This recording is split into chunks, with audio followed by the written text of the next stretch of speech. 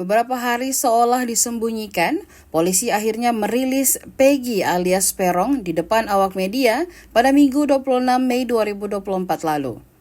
Ekspresi tersangka pembunuhan Vina Cirebon itu jadi sorotan selama konferensi pers berlangsung.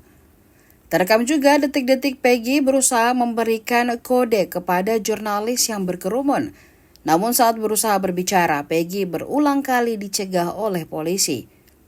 Dua anggota polisi bahkan tampak berusaha menahan badannya agar tidak banyak bergerak.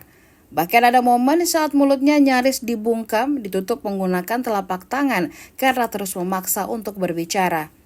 Meski demikian, Peggy sempat menyampaikan kepada wartawan sembari berteriak bahwa dirinya bukanlah pembunuh Vina. Ia menyebut tuduhan yang dialamatkan pada dirinya adalah fitnah semata.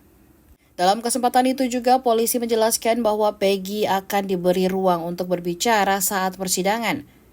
Adapun Peggy berhasil ditangkap di Bandung setelah 8 tahun menjadi buron.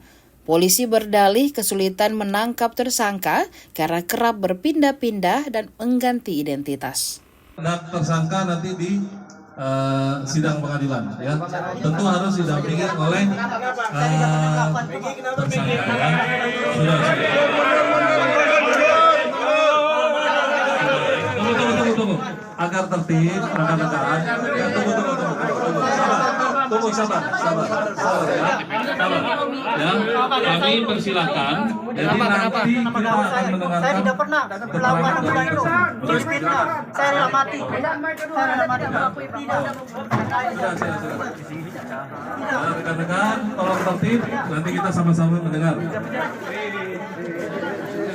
Download Tribun X sekarang.